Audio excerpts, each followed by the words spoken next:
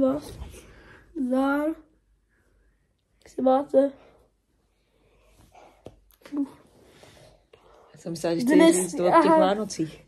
Co mám říct? Vánoce jsou za rohem, tak jsme uvažovali o tom, jestli bude merch a bude za 100 odběratelů. Takže řekněte kámošům. Dej odběratele. Jo a podle toho, co bude nejlajkovanější komentář, tak do příště uděláme obrázek. Jo? Takže vymyslete nějaký ty komentáře. A taky nám vymyslete téma, o čem máme příště natáčet, pač tam už docházejí nápady. Tak. O čem chceš dneska natáčet? No o ty srážce jsi říkal, ne? Co jsem říkal? No, že chceš natáčet o srážce. Tak znovu. Takže dnešní téma je... O tom, že bráchu srazilo auto. Vojto, řekni, jak se to stalo. Šli jsme přes přechod. A co udělat nějaký jezdec? Srazí bráchu. Chápu, že mě a mýho kámoše... On mě neviděl. Určitě tě mohl vidět. Takže co si myslíte o tom člověkovi, taky napište do komentářů. Zkus to popsat trochu víc, Vojto. Ten pán měl brejle. Červené auto. Jede. Brácha jde. A to auto jede a srazí ho. A vyseká se 2 metry od toho auta. Odpálí ho to. 2 metry ho odpálilo to auto. Já to sám viděl. A řekni, kde se to stalo. Stalo se to u nás na chodníku u Billy. Na přechodě, viď? Mhm. No a popiš trošku líp tu situaci, odkud jste vycházeli. Vycházeli jsme z kroužku, to vám neřeknu, který je, abyste se tam nepřihlásili. A na tom kroužku, jak jsme šli z něj, tak tam jsme prostě házeli po borkách z kroužku koule, nic nenormálního.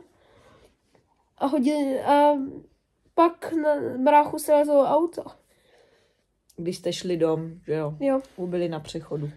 Protože odbočovalo auto, že jo? A vy jste byli schovaný za tím autem a brácha šel a vy jste čekali, že jo? Ne, a jak brácha šel, tak ho srazil nějaký pán. Je to prýma, no. Pán se potom kluků zeptal, jestli je Štěpán v pohodě a ujel. Blbec. Takže mi Vojta přiběhl domů říct, že je Štěpán sražený. Bracha... Štěpán křičel, že mu nic není a že to má Vojta, že to nemá říkat. Víš, Štěpy? Jo. A jo. Takže jsme... Takže jsme Štěpána zbalili a jeli jsme na pohotovost. A druhý den, protože v nemocnici se vede záznam o dopravních nehodách, se Štěpánovi díky bohu nic nebylo, tak jsme museli volat na policii. Přijel pan vyšetřovatel a ta nic moc nevyřešila. A vyšetřoval s klukama, jak se nehoda stala. A zjistili jsme, že bratr je Terminátor. Měl v sobě kusy ne. Neměl v sobě kusy kohu, ty blázne blátnivej. Ale brácha je nesmrtelný, on neměl ani modřinu potom.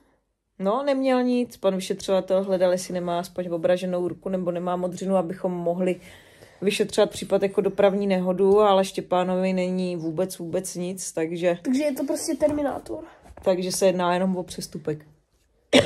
Každopádně, jestli jste si mysleli, že je to jak v Kobře 11, že podle kamer a videozáznamů ve městě najdou pachatele, tak nenajdou. Takže kdyby se Štěpána byl mastný flek, tak se ani nedozvíme, kdo z něho ten mastný flek udělal.